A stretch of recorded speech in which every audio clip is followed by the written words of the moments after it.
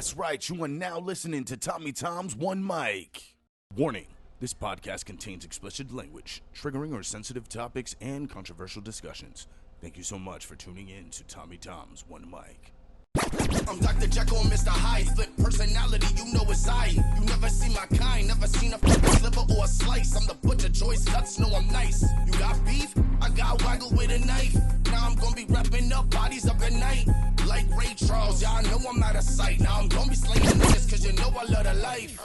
Yo, you gotta read between the lines. I'm only gonna be moving when I'm read through all the signs. Johnny Mnemonic, I got an upgraded mind. This is for the rebels and the revolutionary minds. Cybernetic linguistics, you know I'm on my mind. Prototype the new dimension, man, that shit is mine. Future is creation and creation is sublime. Make your own legend, only happens with time. Let's hit the mic.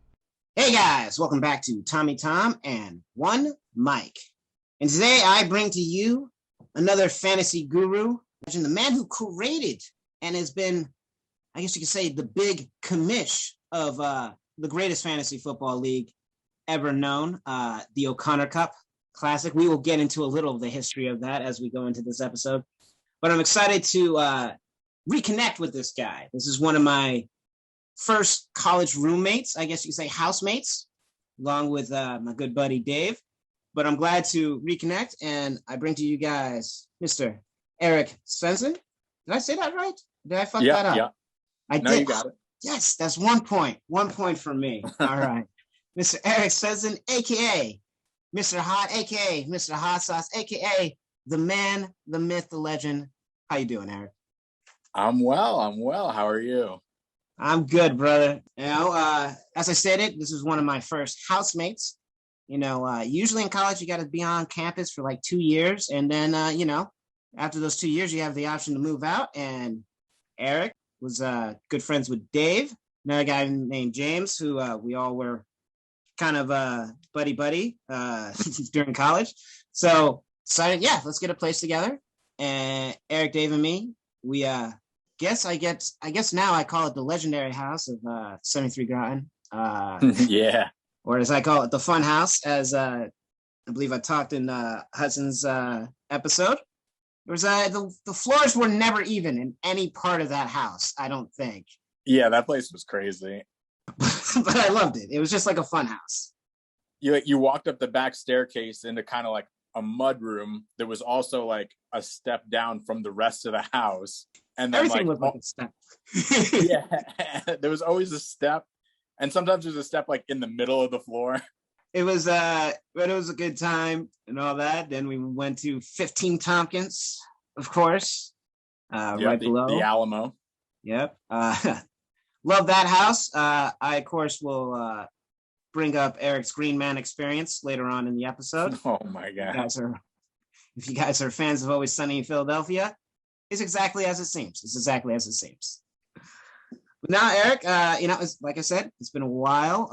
As we mentioned before, I think the last time we were able to see each other face to face was Hudson's wedding. That's it. It's a good time. And, you know, we kind of know a little about each other. We don't know that much. We live together. It's always kind of like a little separation. It was like we were close. Maybe we didn't know everything about each other, but it was like, I always felt it was like kind of that like silent mutual understanding. I got your back, you got mine. We're cool and all that. You know, I put that mostly on myself. I'm a sheltered guy. I think as anybody who's lived with me, as you can attest, it was seldom that you would see me outside my room. I believe Wolfen would state he would always walk into my room every party thinking it was the bathroom. And it's like, oh, you're in here. Or it was usually the question of, I forgot you lived here sometimes. Yeah. I had my own anxiety issues, so I mean, you can't put that all on you, you know. But like you said, we had a mutual understanding, and we got along. Yeah, it was never any issues or anything like that. It's always fun. But as I talked to you before, I'm pretty sure you told me the story, but let's face it, it's been like 13 years. I am curious about. Usually, I'm not used to calling you Erik. It was always Hotsauce. That was the name. Of course, the basic thing was like, all right, he has a bunch of hot sauces. You know, I remember at 73 Groton, I believe somebody gifted you a whole like almost like shelf thing, just with all different hot sauces and stuff. Oh yeah, I was always getting hot sauce for gifts, whether it was actual hot sauce or hot sauce branded items, boxers, t-shirts, just everything. Everything was always hot sauce. So how did that name, get dubbed onto you? Because I assume it was before Cortland. It was actually the very, very beginnings of our time in Cortland. Oh, really? Yeah. So the main dining hall, New Big, by the time we left, they changed it a little bit where there was kind of like a service area in the center where like they had all the condiments and everything. But like when we started, there were big, super long tables. And like they had every once in a while, they'd have a caddy with, your straws and your ketchup and the hot sauce. And I didn't have class till late on Fridays. So like we'd go out Thursday night. Thursday. Yeah. And Friday morning we'd go and we'd get omelets. Now there was one day, when they started like figuring out, we're not going to put the hot sauce in the caddies. And I was super hungover that day. And I was just like, I just want some freaking hot sauce with this omelet. Made a big scene. And I have a feeling Dave was there. He might have been like, hey, calm down, hot sauce. I don't know if that's 100% true that he gave me the nickname, but it sounds like something that would have happened. That sounds very, very plausible. To my recollection, that's how it started. And then, it just snowballed. And then at some point, my sister started calling me hot sauce, and like just everybody started calling me hot sauce. That's funny. Like now I know I didn't know the story. I think I just always assumed it was like something like, because I think that was how I was introduced to you. This is hot sauce. No, before Cortland, everyone just called me Sven. This was the last name and whatnot. Pretty much what we do with TVAS. Yeah. So, of course, Cortland.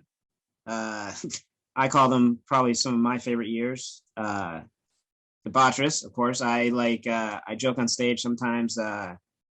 I've gone from my raging 20s to the dirty 30s, where it's like I look back at everything I did in my 20s and I'm just like, whew, I need a shower. This is yeah.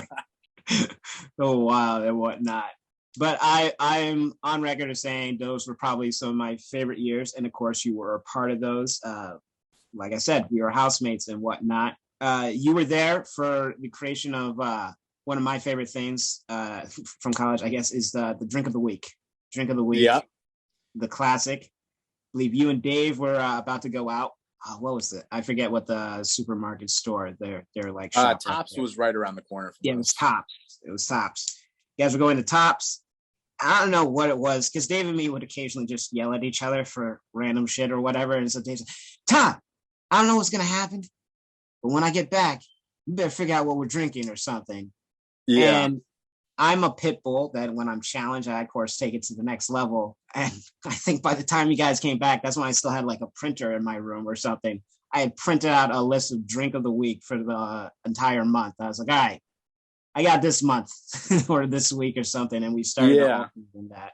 Remember you the wine and cheese night, I believe that was of course on brand for you. Yeah. That's probably, the beginnings of where Chet Daniels came from. And that alter ego that developed into a terrible, terrible person. All of us, we have to deal with our demons. Erik literally had, I guess you can call it a schizophrenic episode in the sense that he became a completely different person that we know as Chet Daniels, which hilariously, if you heard the episode with Mr. Matt Hudson, we discussed how a auto draft computer, I guess you could say, won the very first year of our league. That auto draft computer character's name was Chet Daniels. Yeah, we needed an eighth person. We only had 7 to begin with. We only had 6. We only had 5 the first season. It was you. Yeah. Oh yeah. Ryan, Dave, Hudson, and me at 15 Tompkins. And we're like, we need just one more. Let's just do an auto draft. We don't care and whatnot. Yeah. And then I wasn't allowed to do any trades or change his lineup unless I was drinking wine. That probably wasn't the most responsible choice we've ever made. It's not the least responsible. That's true also. No. Chet Daniels, the classic, Eric's alter ego, which I think what I loved, and I talked about this in the episode with Dave, what I loved about, I guess, our house dynamic, and I kind of touched on it a little, is that we could all do our own thing, and then it was like at the end of the night, we were all like brought together or something. It would be nice. You go out, you do your own thing. Dave would go to like Homer or something, and then I would go probably to like the swim team or probably Red Jug in the final years of my college career there.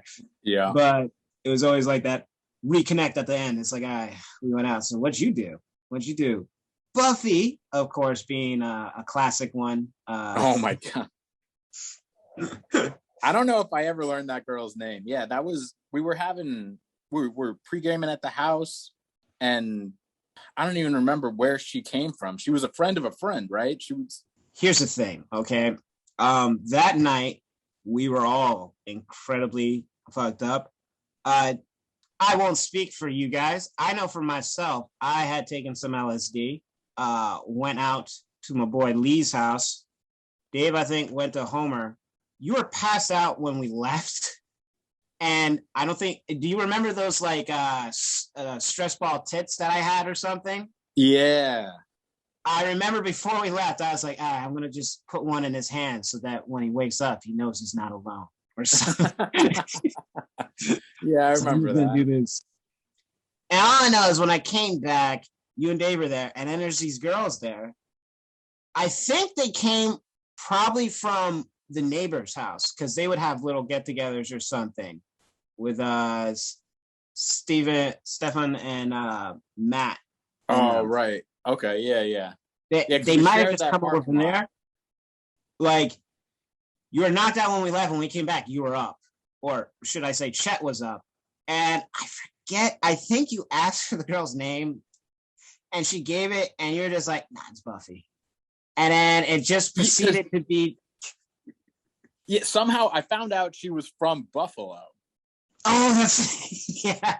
And I was like, I couldn't remember her name, but I could remember she was from Buffalo, so I just called her Buffy. And she was like, I don't like that. And I'm like, I don't care. And I, of course, enjoyed You're the Man who introduced me to possibly the greatest, I'm about to go out and party song ever, Party All the Time, Eddie Murphy. Oh, so good. And just to give you guys just the level of, I guess you could say, insanity of Eric didn't like have this on an iPod or on the computer or anything. No, Eric had this on like a cassette tape. Yeah. We would rewind, but we would play before we would go out. Like after we found, it's like, this is the greatest song ever. We got to play this before we go out.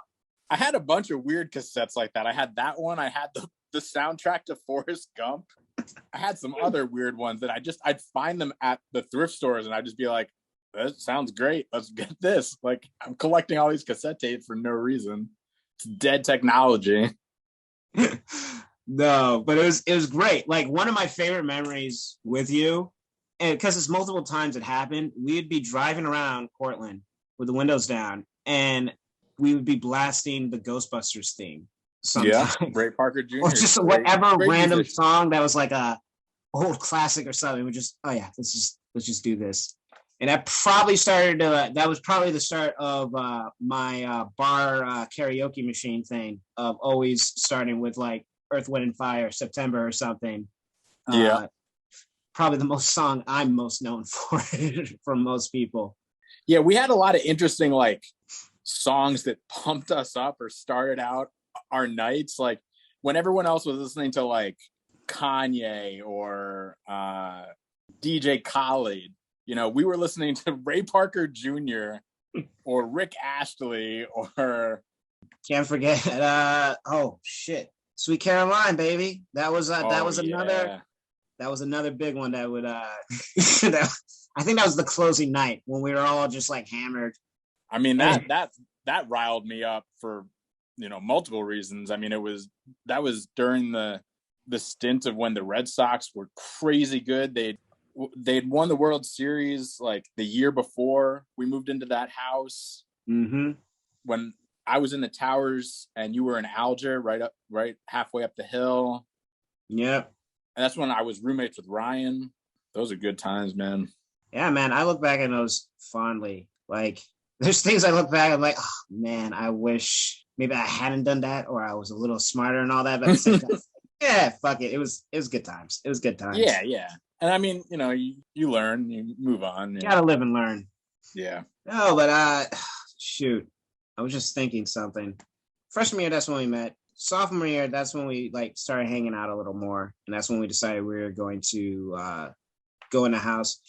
And I don't know if I have the picture. I'm going to actually have to look for it. But I'm pretty sure I still have like a picture of you, Dave, and me at the swim team's house or something. Like, this is after we've already signed a contract to like do that. And we're like, all right, we're having a housemate out night with all three of us because we haven't done that enough or something.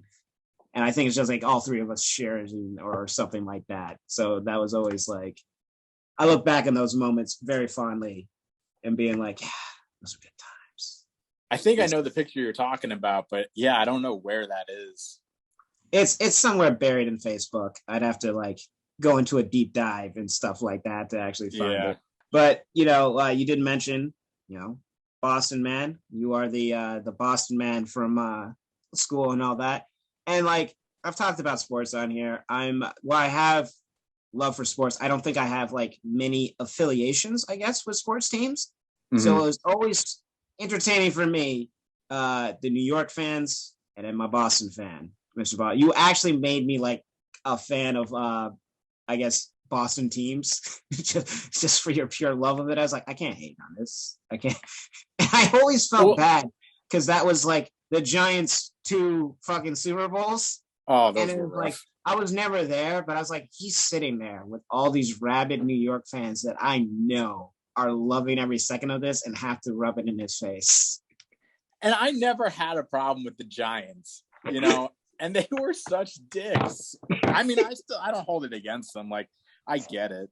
They don't have a whole lot to cheer for nowadays. So, man. But yeah, I was always a New England fan. My dad grew up in Boston, so he would take me up to Fenway Park all the time when I was a kid. Never went to a Patriots game. Went to see the Bruins play hockey once. Went to see the Celtics play a couple times. But I mean, when I was younger, all these teams were terrible. Yeah. The Patriots did make it to the Super Bowl in, I think it was 97, but they lost to the Packers. But I mean, this was, a stretch in the late 80s and 90s where the Red Sox just couldn't pull it together. The Yankees were probably one of the most dominant dynasties in baseball history. Yeah. But like for a long time, I just kind of followed the sports in general. I was a fan of individual players. I loved Ozzie Smith from the Cardinals. I loved Ken Griffey Jr. from Seattle. Right. And then just when I got older, I just kind of gravitated toward, my dad's teams. And that was, all the New England teams. And, it was very rare that I'd find another New England fan in the area. Everybody was always, Jets, Giants down where I grew up towards right outside the city. Yeah. But I got a lot of pride for it because it was something that, again, the teams weren't great at that time. And I felt passionate about them, and it gave me a great relationship with my dad. And then, when we were in high school, I think our senior year, that city turned it around.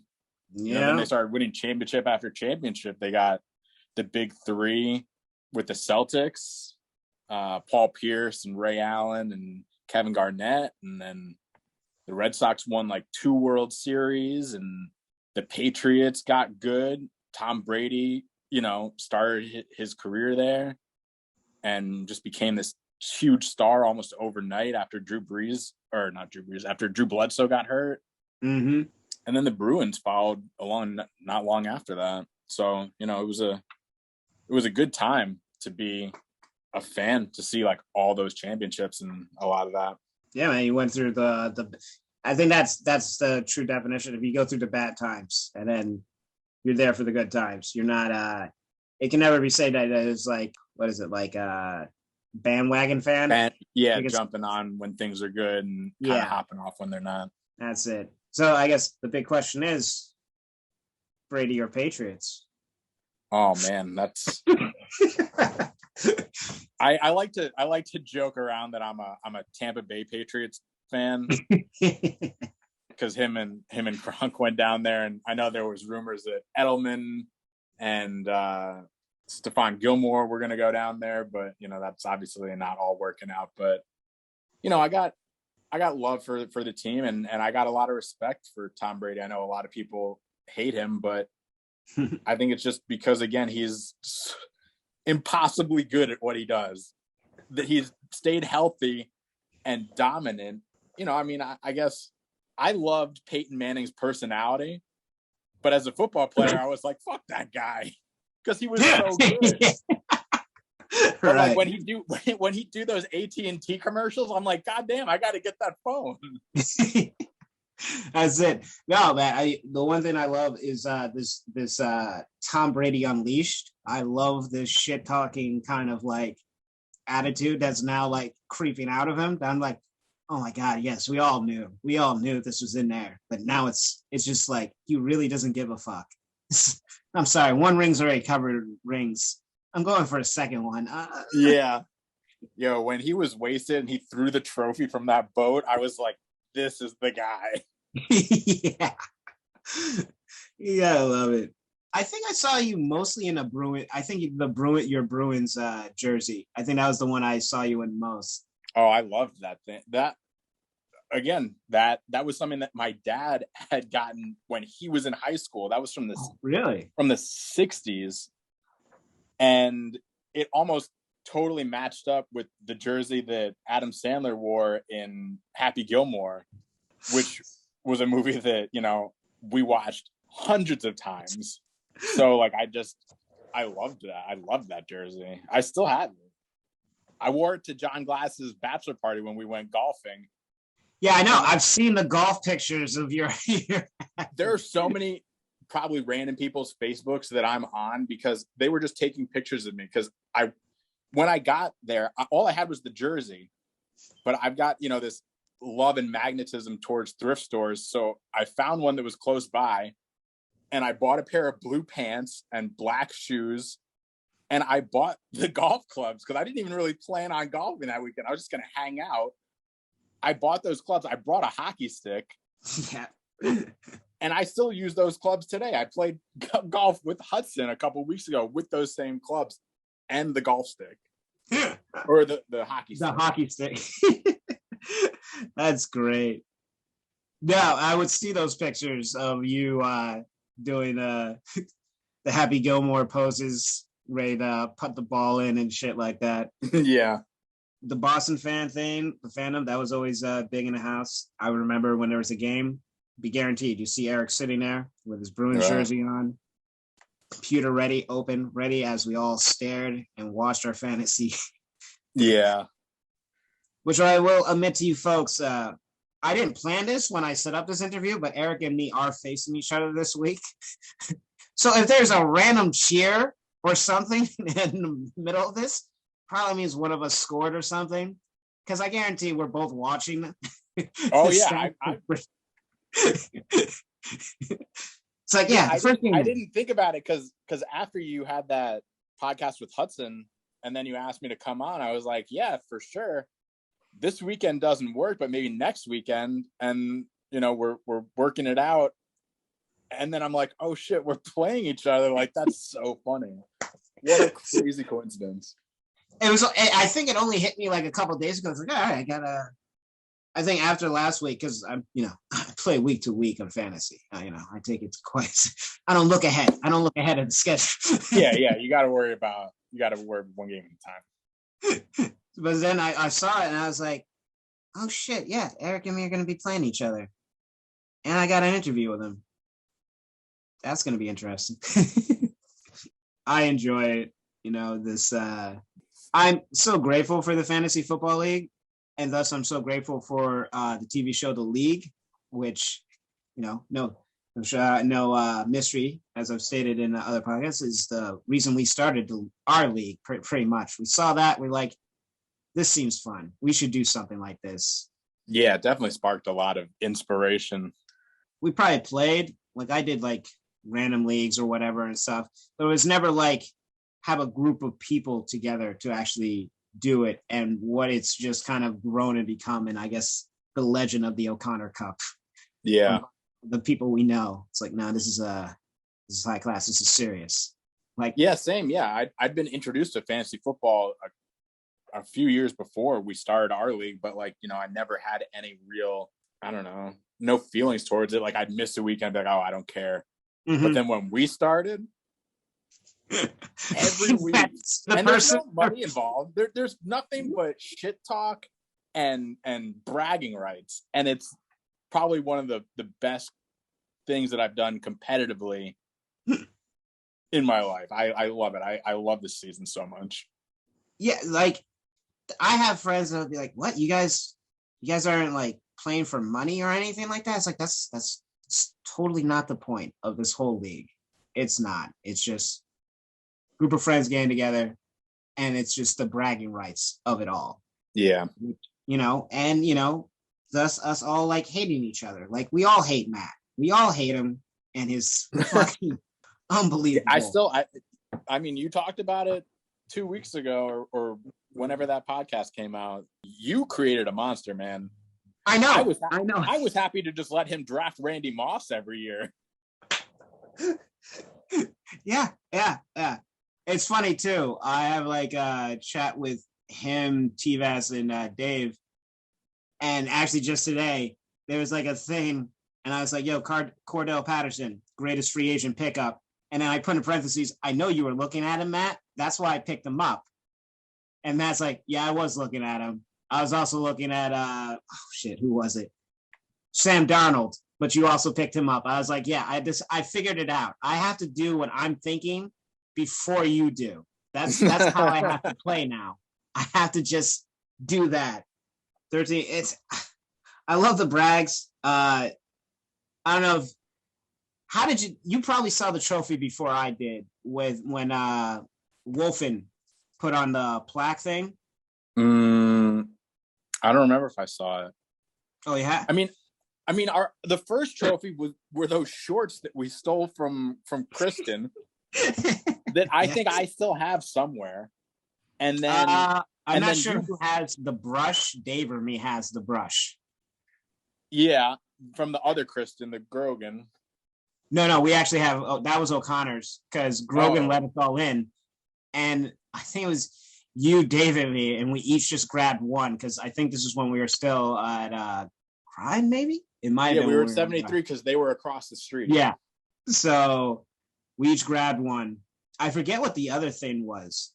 Someone had a brush, then there was the shorts and something. Yeah, and I know the shorts were the best though, because she's like, I really want those back. So yeah, you got to talk to your roommate. That wasn't us. Before anybody tries to cancel us, it was her roommate knew, and she let us in, and she let us do it. Yeah. She was on. We had consent through and through that entire adventure. It was all consented. Gotta cover tracks. But no, we all had our own things. The O'Connor. But no, I guess Wolfen, when he added a plaque thing to it with all our names in each year that we won. Why haven't I seen that? Or maybe I did, and I don't know. I had too much wine that day. Hudson's an ass because he's like, when I went up there, he's like, hey man, come to the garage, check this out. And I go there, and he's got the trophy in there. He's like, yeah, look at all the plaques. Look at my name. So many times. What an asshole. So happy. I've already put the curse on. I was like, you're domesticated now, brother. You're done. It's like only non-domesticated people can win this league now. So all you married guys, I have no faith in you right now. Yeah. I see after 4 weeks, Dave changed his team name to the Don't Bother. Yeah. That's really funny. Yeah. He's like, can I use my money league team for our league or something? It's like, this is hard. And I was like, it's all right, brother. There's nothing wrong with the Grogan. Does Jay have the Grogan? Because there was a Grogan trophy too. I don't know.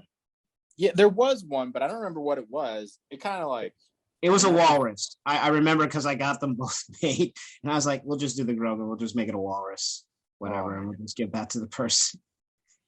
But I feel like Jay might have it just because Jay was like the perennial Grogan winner. I always feel bad for Jay.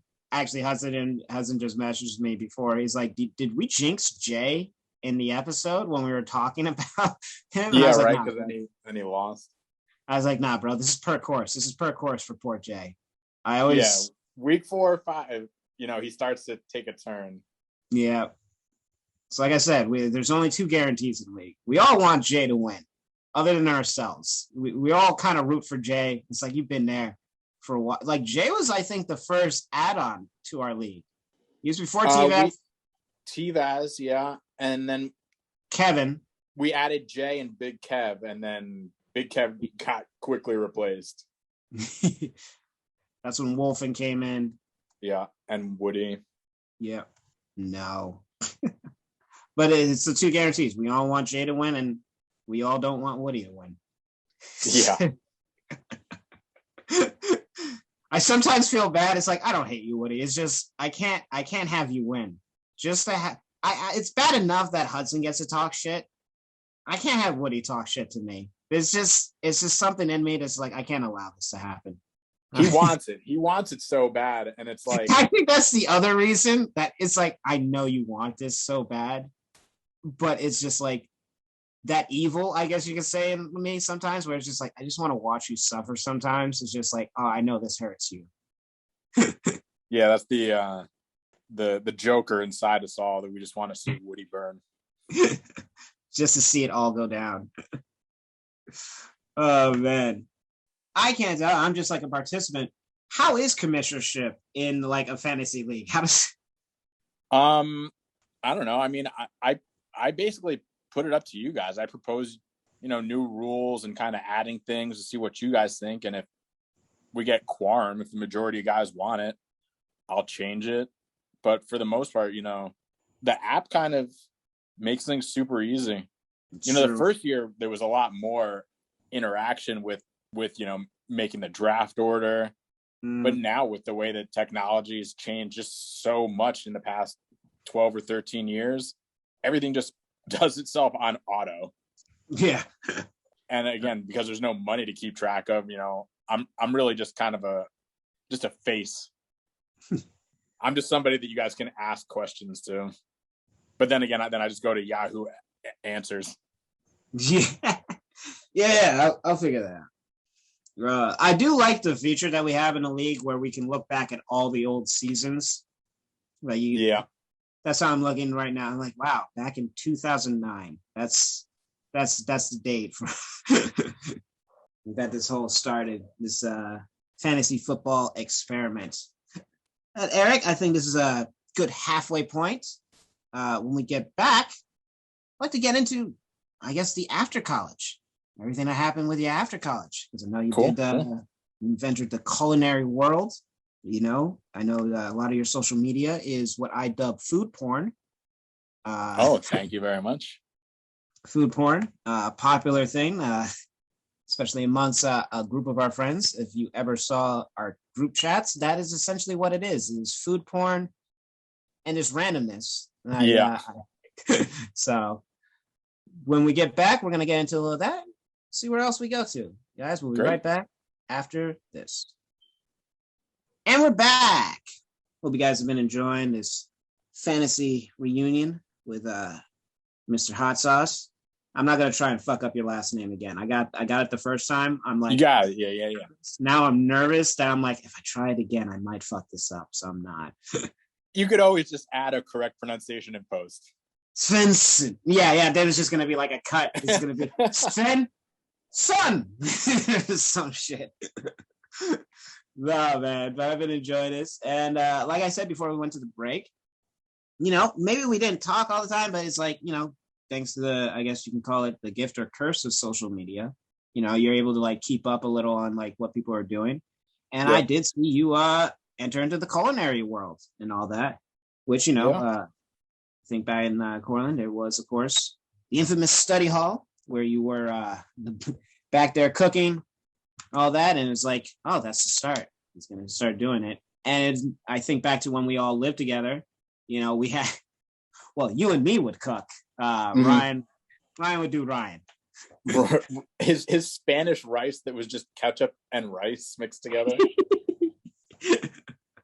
But I guess what led you to go into culinary, I guess? So, I mean, I was always around food growing up. We cooked a lot at home. My mom, you know, grew up in Harlem. She was Puerto Rican. She was always cooking rice and beans and pernil and, you know, whatever, you know, she cooked a lot. My dad loved to cook. He was always grilling, doing steaks and seafood.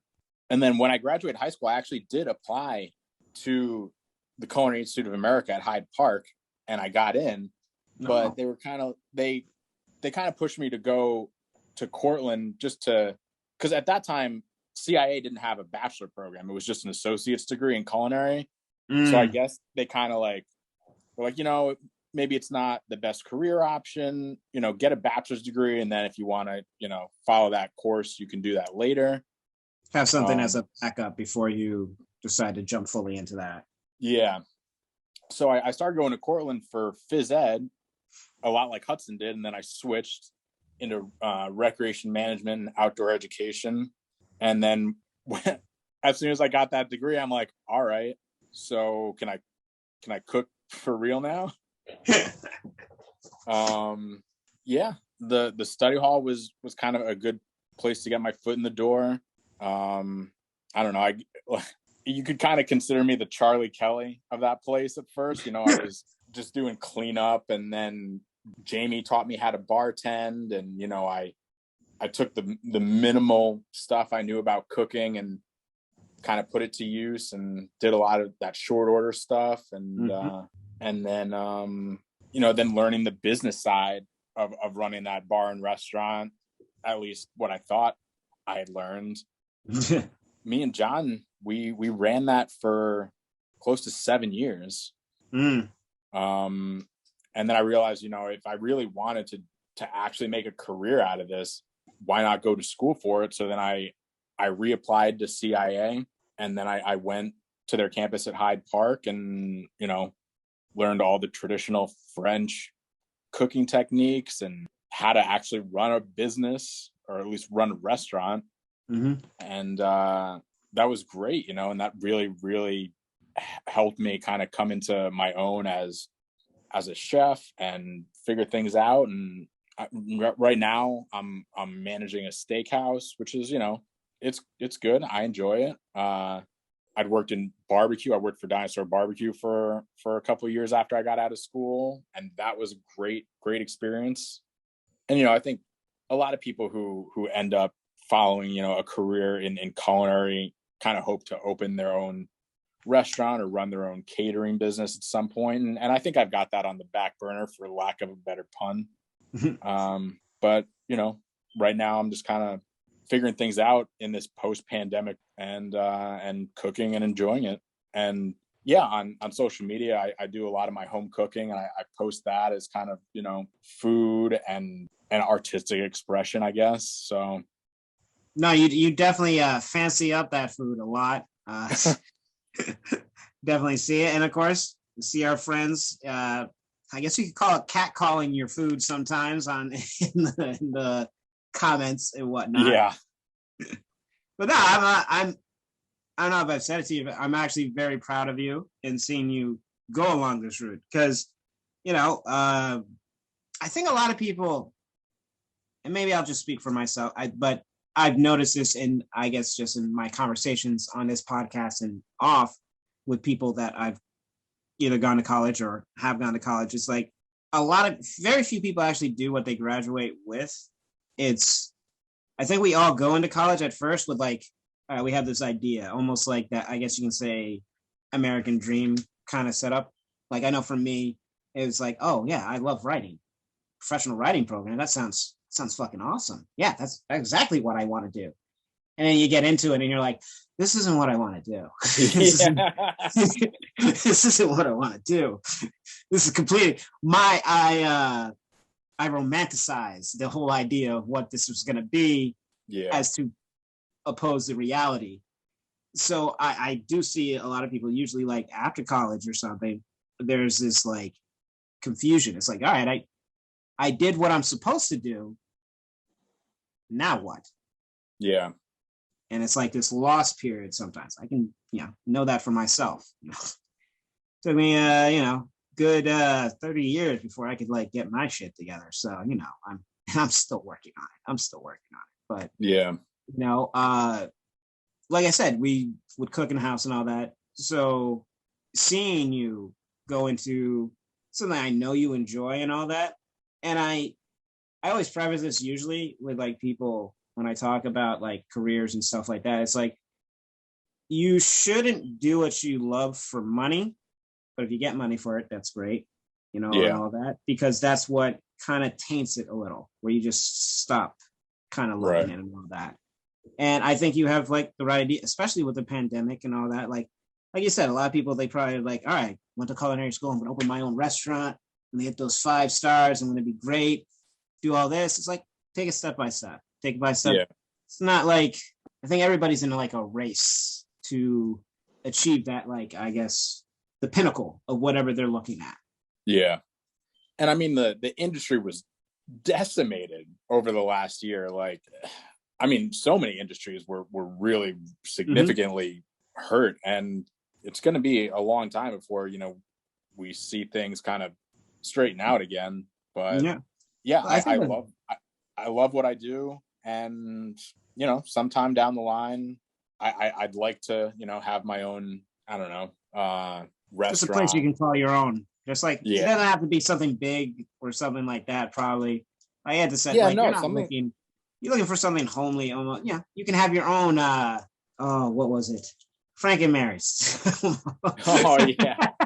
Yeah, I get, something where I have creative control.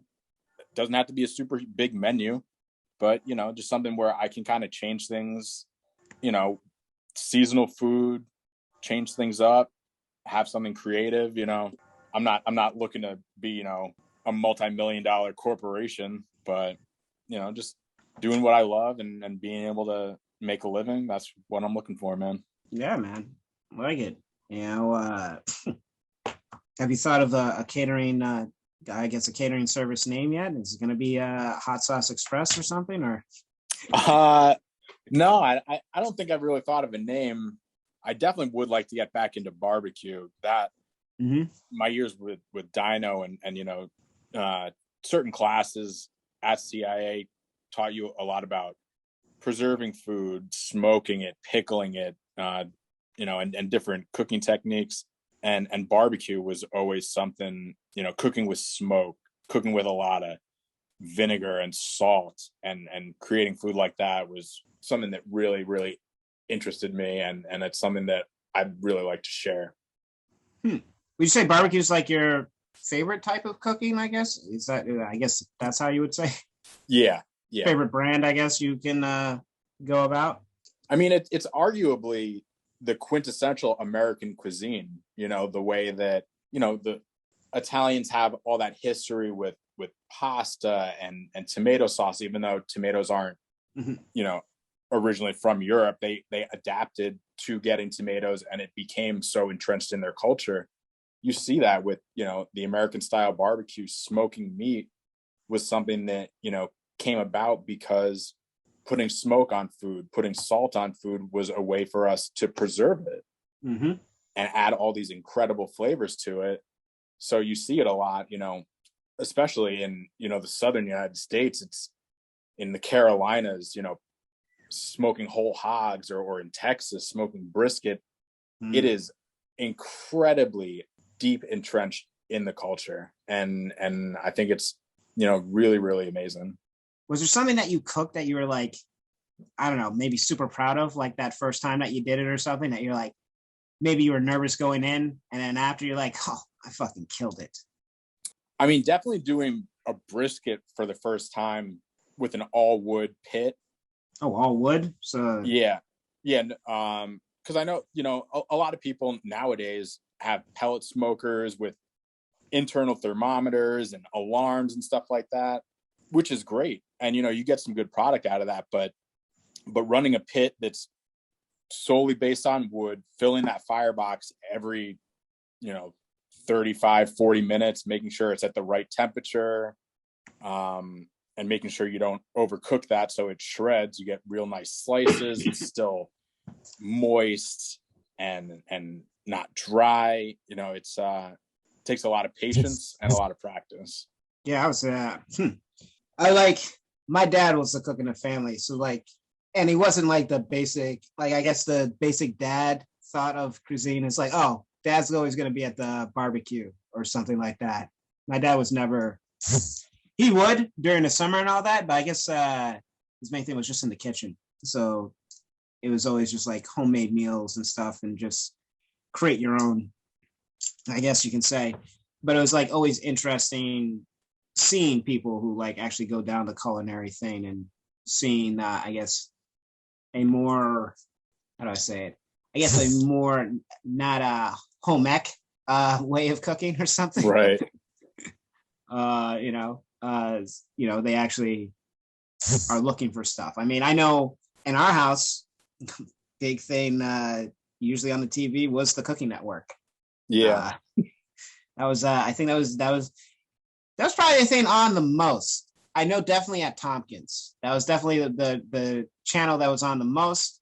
As I did state in Hudson's episode, you and Dave have ruined Iron Man and Transformer. Well, Transformers own because No, it's I don't know. It's just one of those things that you like. It's funny seeing it, just how we would watch the Food Network and being like, it really is food porn. That is essentially it. Like that South Park episode with fucking Randy Marsh and whatnot. And just and he's got the cream freeze and yeah. It is one of those, which, I also I'll give you credit for of really getting me into South Park. That became like another staple in the house and all that. Like growing up, my parents didn't want me watching South Park, it was religious household and all that. So like there's certain shows like Always Sunny and what I just fucking said it too. Wow, brain freeze. South Park that like I didn't really watch a lot. And I went to college and then you and Dave started like introducing me to these shows and whatnot. I was like, oh, okay. And then I bring them back home to people and all that. My dad's a big fan of South Park now. Like I've sent him all the Mormon episodes. I don't think I was allowed to watch South Park until like I was probably like a junior or senior in high school. And I mean, because that came out when we were young. We might have been in fourth grade when that show came out and they were in fourth grade. It was definitely elementary school.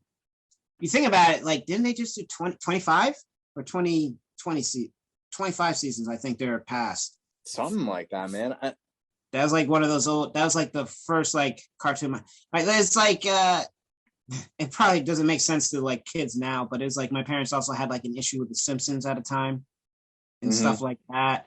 Where it's like, oh, I don't want you watching that. Which like now today, Simpsons is like so tamed. So tame. So tame. It's like, oh, jeez. It's like, I wouldn't be allowed to look at the TV if what's like on TV now was like back when we were like kids. Yeah, right. They just throw the TV right out into the lawn and be like you don't need this. You don't need this. The devil's in that TV. Shit. But you've, of course, kept in touch with the boys. As you say, you got your golfing trips all scheduled out and whatnot, so you guys can have fun with those. I mean, John got me. I played a little bit. Like, I'd go to driving ranges, but like, in the past year or so, John's taken me golfing a lot, and seeing how Hudson's gotten really into it over the past year, it's, it is something that, it's a difficult game. It's not easy by any means. And it can be very, very frustrating at times. But yeah, it can be a lot of fun also. You definitely got to try it. Coincide it with some other events. We can maybe next year's draft, we can make it a whole weekend. Oh no, we definitely talked about, especially since Dave and me are starting to sync up, we want to do a live thing. Like I said, I'm going to go up there to play golf next year. I got to finish off this year once I get, it's busy, like besides the day job, I have to do this. So I've pretty much set up as like, all right, I work 4 days, and then the other 3 days are completely dedicated to podcasting and setting up interviews that I can and whatnot. Yeah. Which for people wondering, that's probably the toughest thing when you're starting off, is just making sure you have a variety of guests. Yeah. I mean, I can't be on here with my boy Keenan every episode.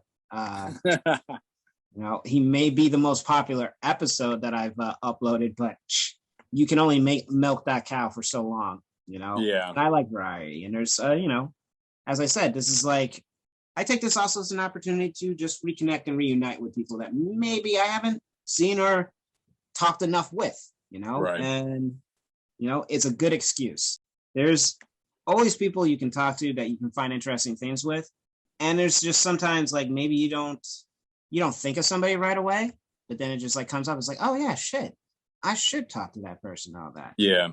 It was just like when you messaged me after you heard Hudson's, I was like, shit, yeah, I gotta have the original house, 73 grind. I gotta have 73 grind on here. Yeah. I'm just missing one more. Since Hudson was the unofficial house member of 73. The couch surfer. Couch surfing, yeah. But now, Eric, I've kept you long enough. The games are about to start, so before things get a little too personal between us. All right. But hey, man, usually at this point, if you have anything you want to plug or share with people, to check out your cooking and whatnot, please do so now.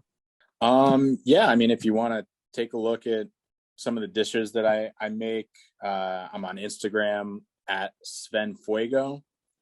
Right now I'm kind of doing an exhibit throughout October of just kind of Halloween themed food. But otherwise I just kind of pretty much cook whatever I want, or if anybody, messages me is like, hey, have you ever, cooked beef tongue? Have you ever cooked with, venison? Or if they send me recipes and I do a little research, I'll try to kind of put my own spin on it.